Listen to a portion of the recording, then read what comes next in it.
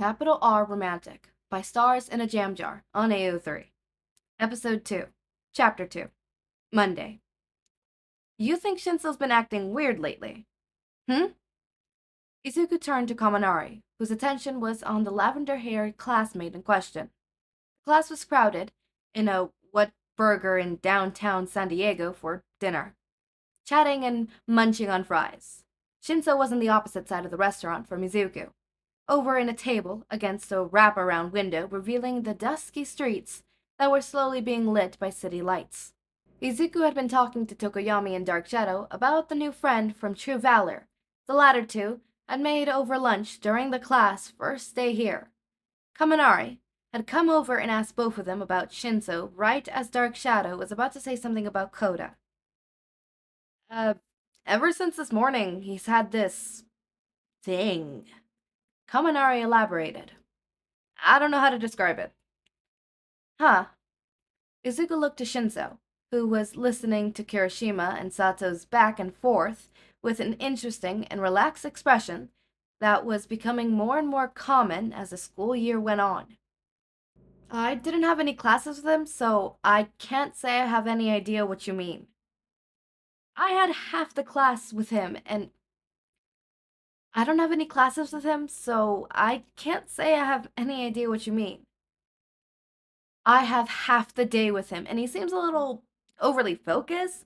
Like, usually Shinsou isn't as tight as he's been all day.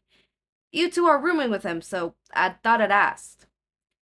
I kind of noticed myself. Tokoyami offered. He left the room pretty quickly this morning, but I assumed it was because he was an early riser, or didn't like having so many people in the same sleeping space for him so long. You think it's just the trip? Kaminari wondered. It's likely. Izuku frowned softly. Maybe he's all broody moody over Tokoyami snapped Dark Shadow's mouth shut with his hand and gave him a warning look. I'll get you an industrial flashlight, solely to keep you quiet. Dark Shadow made a pouty noise, but when Tokoyami released him, he kept silent.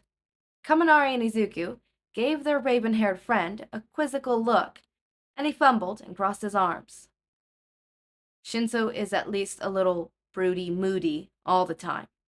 He's just sort of emotional and guarded like that. I guess, but it's definitely different.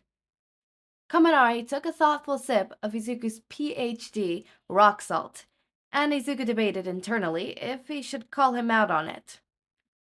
Well, if it doesn't persist after the rest of the week, Tokoyami said, we can safely assume it's just the trip stressing him out a bit. Kaminari sighed. You're probably right. Maybe it's just that I have a mini crush on him. I'm sure it's nothing. You what? This was news to Izuku. Kaminari chuckled. Oh, you've fallen for his charms as well.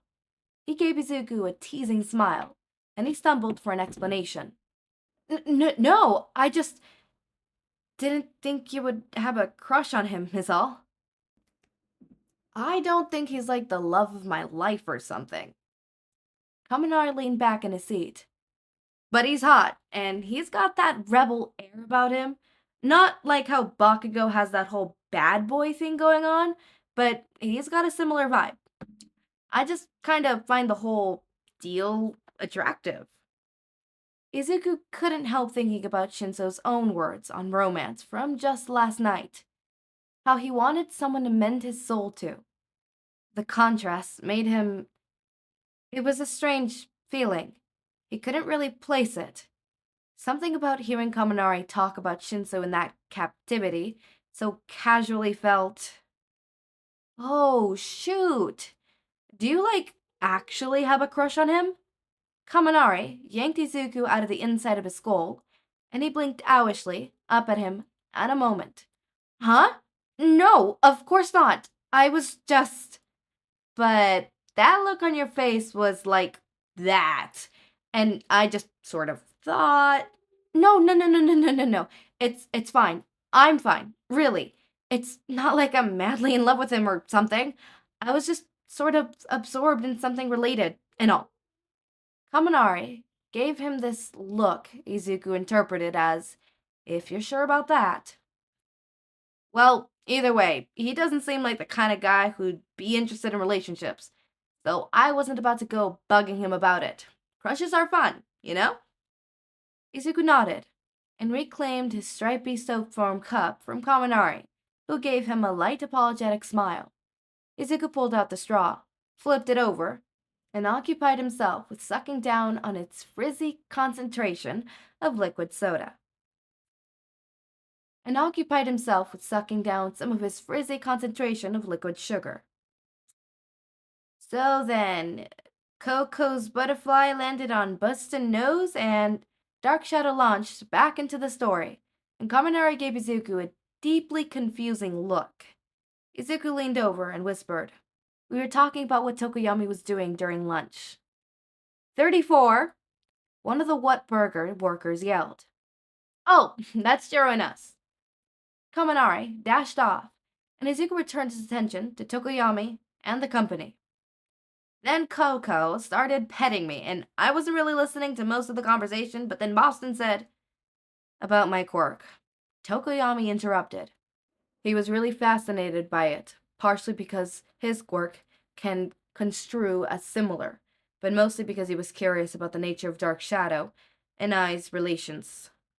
He called me a familiar. Dark Shadow seemed quite pleased. He also said some stuff about channeling energies and healing, but he said I was a powerful familiar. What is his quirk?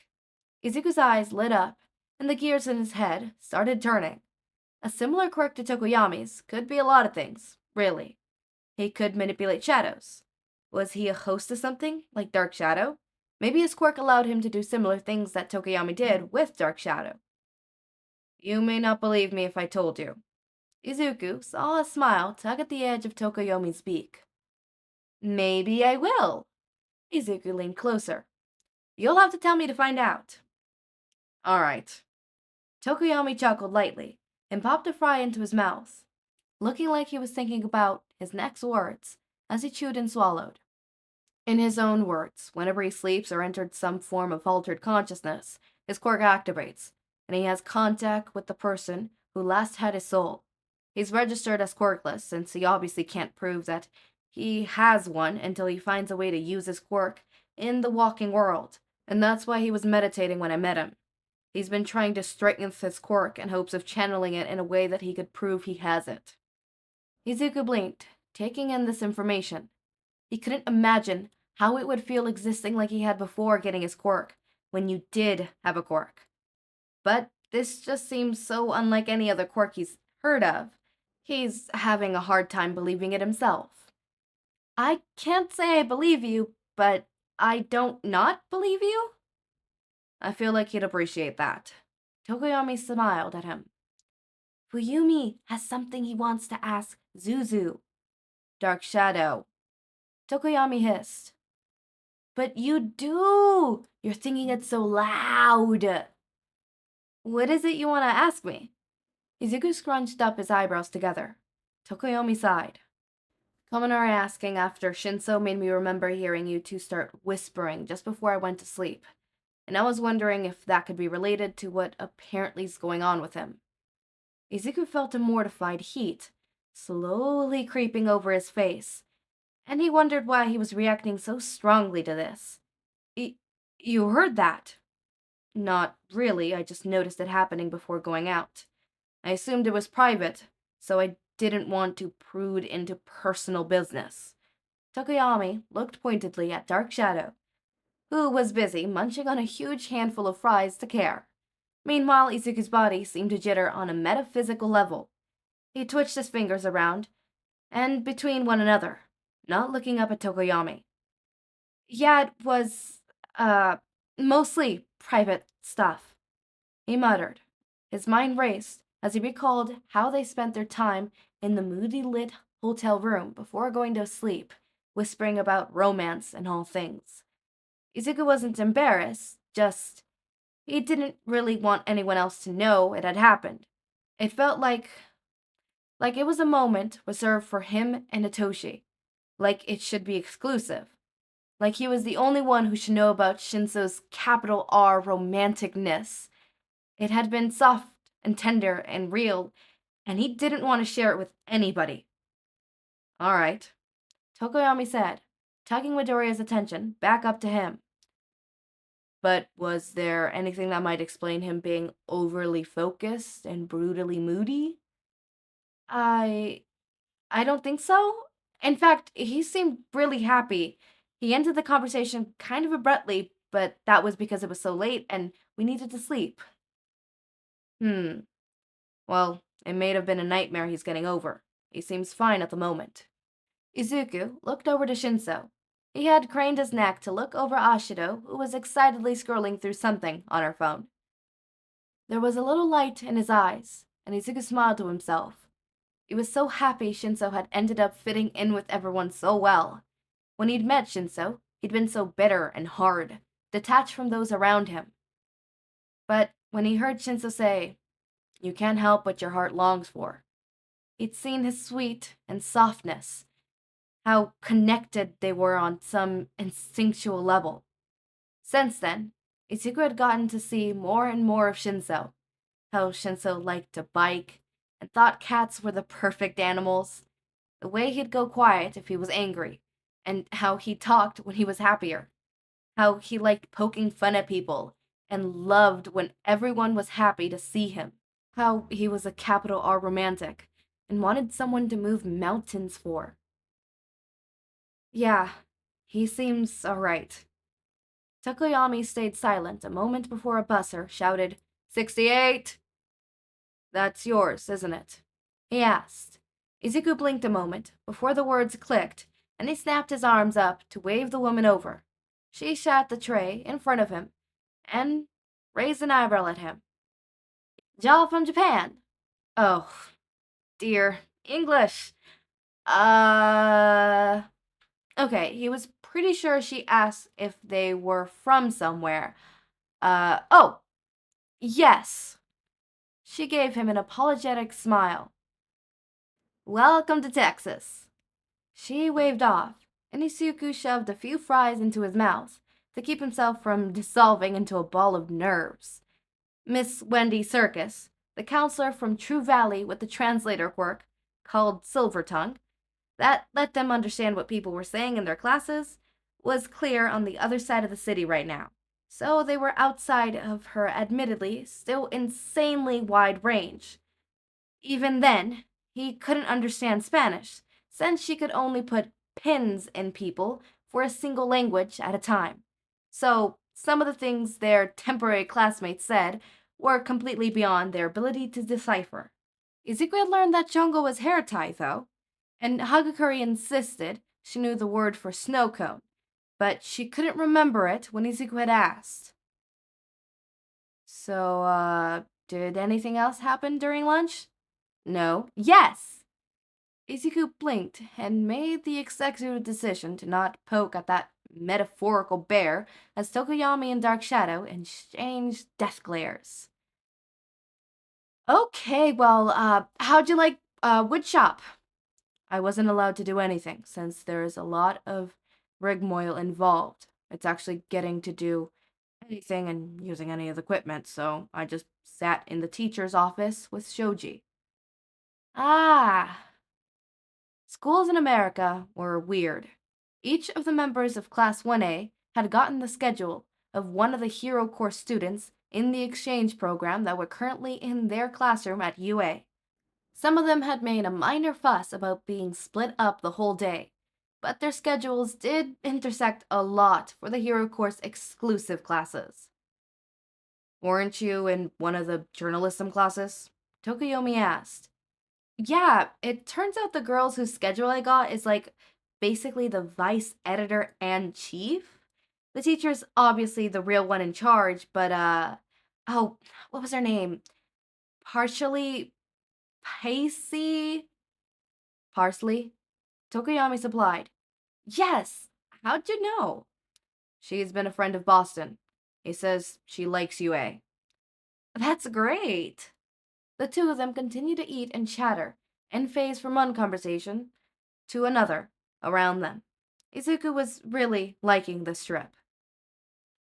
Hitoshi had thought, after a full day of not thinking about it, the random blind side of feelings for Midoriya would fade, and he would be able to think about the one time he randomly developed a crush on his classmate because they had a little moment before it quickly just sort of stopped being a thing, and laughed or something. Unfortunately, even if the feeling was going to fade in the future, he still had to share a bed with the guy he had very recently developed a monstrous crush on. I'm going to turn in early. Midoriya yawned and grabbed his pajamas to change in the bathroom. Hitoshi was hit rather suddenly with the desire to see Midoriya shirtless, and dug his teeth into the side of his bottom lip. Wow. No, we are not going there. That is something we are not going to be thinking about ever again. Kaminari was asking after you earlier. Tokoyami told him, as the door to the bathroom shut with a thud. He was. What for? He said you were weirdly tense today, like you were focusing harder on things than necessary. I kinda noticed that too. Ojiro chimed in from his spot on the bed, doing stretches. Was something bugging you? No. Hitoshi lied. He honestly hadn't pegged Kaminari of all people to be that observant. Either that, or he was more obvious than he thought, and he wasn't sure how to feel about that second possibility. I guess I was just taking advantage of the Miss Citrus Silver Tongue, trying to keep the vocabulary in my mind. Learning new languages would probably come in handy with my quirk, you know? Oh, that's really neat. Ojiro gave him a commenting smile, and leaned forward in a toe touch. Hitoshi still felt weirdly relieved any time he had a successful interaction with Ojiro. At the time he met him, Hitoshi had thought twice about Ojiro. He thought he was just one of those Class 1A assholes. And the more he learned about him, the more guilty he felt about that initial assumption whenever he thought back on it. Hitoshi did still maintain that Ojiro's forfeit of his position on the tournament roster was a dumb decision, though. I'm curious which elective your schedule buddy has you doing.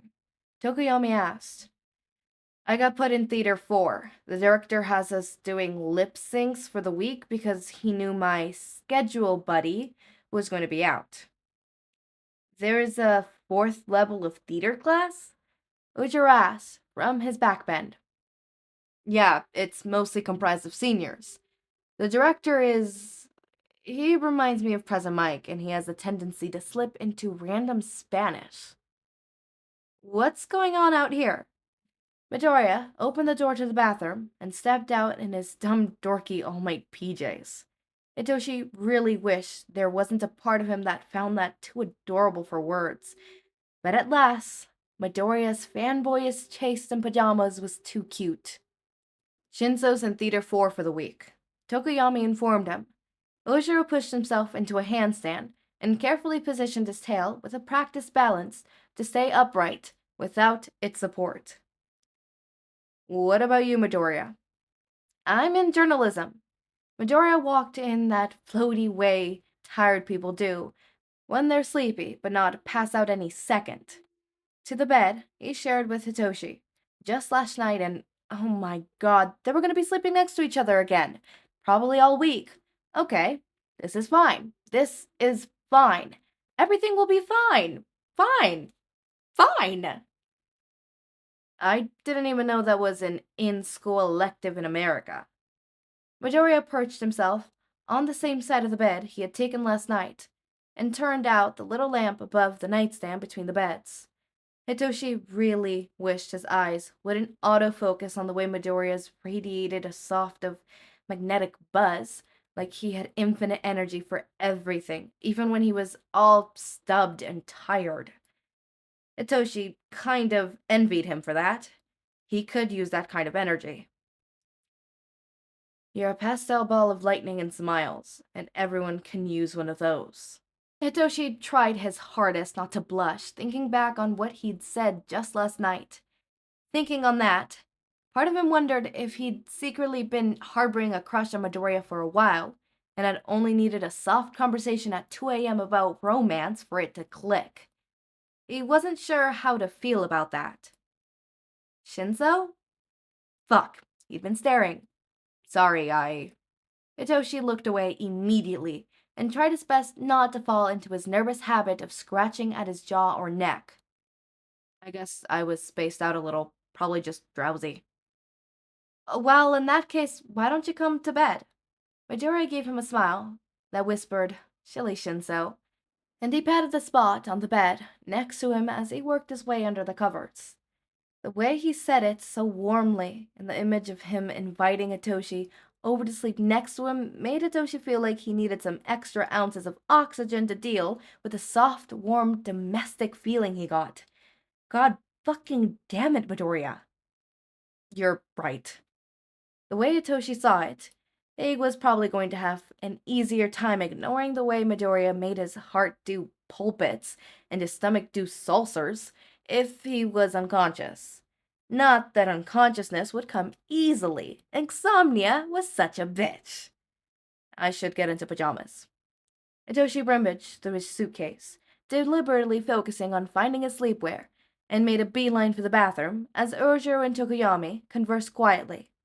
After putting his shirt over his head, he stared at himself in the mirror for a moment. Someone might reasonably be able to mistake the pink dust on his cheeks as an afterproduct of the Texas heat if it weren't for the AC in the hotel being turned up with said Texas heat fully in mind. He looked his reflection in the eye and was met with an almost accusatory glare. Well, you're a wreck. I've been a wreck, though. Hitoshi gathered his clothes and exited the bathroom, hoping beyond hope that when he saw Midoriya, his stupid heart wouldn't go all jumpy and his soul wouldn't feel like it was straining to touch the others. He kept his eyes on the carpet as he walked over the bed and crawled in on his side. Midoriya had already pulled back the covers for him. Try to get lots of rest. His voice was just barely soft with fatigue, and Hitoshi thought he just might cry, just like how he'd seen Midoriya's face in the light breaking from the window last night.